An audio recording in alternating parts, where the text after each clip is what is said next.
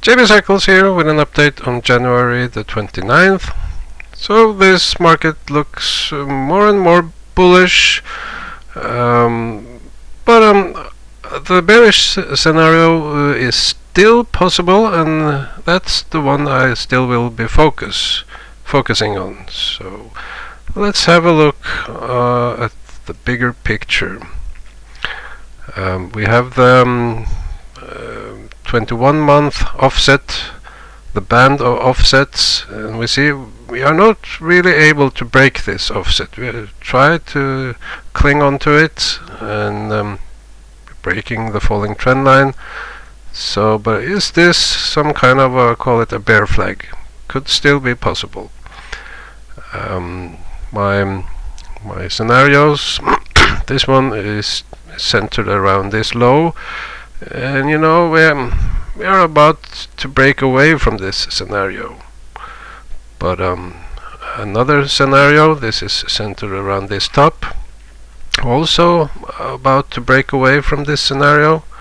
But when looking at certain cases, you see we are kind of still in this possibility of breaking down further here. Have another scenario centered around this low, comparing with some historical cases. You know, if you look at the one from 2001, this was a very long, prolonged bear market rally. It even dipped down from here and tried once more before we had the capitulation. So there's a case still giving us the possibility that we will get the capitulation this spring sometime. So when looking at my 7-year cycle, it opens a possibility of having a capitulation down into the summer. But if we start to break out bullish before that time, it would signal the bear market is over. And indeed, it looks like we are breaking the 200-day moving average, the falling trend line, and so on. So looks bullish. We have comparing with some analogs that are very similar during this 7-year cycle, and we see the one from the 70s in blue and 2000 in red. Both of these started the last capitulation phase around exactly this point in time. Also, we have looks like some kind of a triangle formation, or A, B, C. And in triangles, I mostly like to see a fake breakout before the real breakout. So this could be call it a fake breakout, but I wouldn't like to see it going to higher highs, higher than December. And we are right at that spot now. So let's have a look at cycles and oscillations. This is Dow Jones Industrial hourly data, and we have this 2-week oscillation. And this current oscillation, I was kind of hoping for a bearish one, breaking down early, left translated, but it has continued on, but it should turn down here. We do have a setup for a downswing, but you know, if things are really bullish, it could just go on and go on if bigger cycles are pulling us further up. So looking at short oscillations, this is when measuring the number of calendar days between short-term lows. This is going back to 2009. We see we have a cluster around 30 calendar days. That's about my 4-week cycle, and even a bigger cluster around the 8-week oscillation, the double of my 4-week cycle. And if we look at the hourly data, here's my 4-week cycle. It changed back in April, May, and it changed again around October. But often the 4-week cycle is not that visible, it's rather the double one, the 8-week. And we see we have this one here, and here, and here, a bit early low here, and then another one here. This one was a bit longer because the 4-week cycle shifted somewhat. And then we had an irregular one, you could call it inverted. This, it should be in the lowest low here. And then another one that worked, and then another irregular one. The 8-week oscillation would have a low here, but yeah, it didn't work here.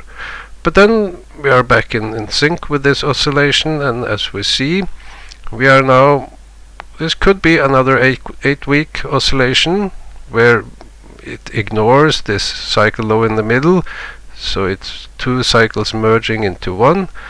And if that's the case, then we have a scenario where we are looking for a low end of February.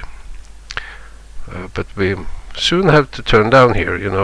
We're entering a bullish phase here, and we have the Fed decision in the coming week. So we could easily just continue here. We need some bad news to take the market down.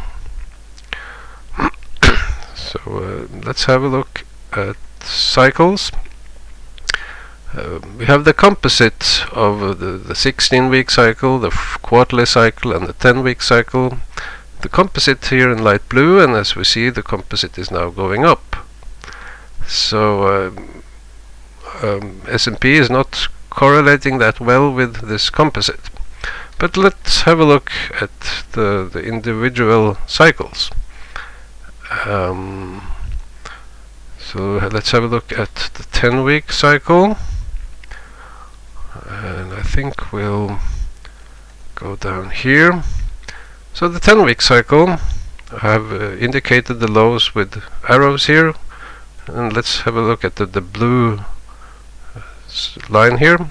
A cycle low here and there, messy low here, and then a low about there. We see the low around New Year was probably a 10-week cycle low, a bit late one. And if we look at the 1 cycle offset, we see we are around the top of the previous one. So we should go down into a cycle low, as indicated here. And this cycle low has a low around February the 19th, so about around the same time as the 8-week oscillation in the previous chart. So around end of February could be a 10-week cycle low. Then let's have a look at the 16-week oscillation. And here I have indicated the cycle lows with red arrows. This cycle has been a very dominant cycle. It became very dominant around the COVID lows, and it has been working extremely well. But right now we see we are at the cycle low, but the market is not making a low here. So either the lows around New Year, that could be the cycle low, or we could have a late cycle low coming up in early February. But there's not much time here to make any deep bearish low. So this looks very bullish.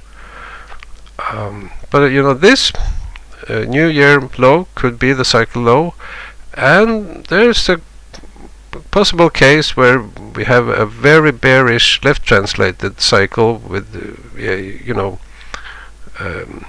it could top any time, and we could go down into the next cycle low that's out here somewhere. And I'll come back to that one in my next video. See you in the next one.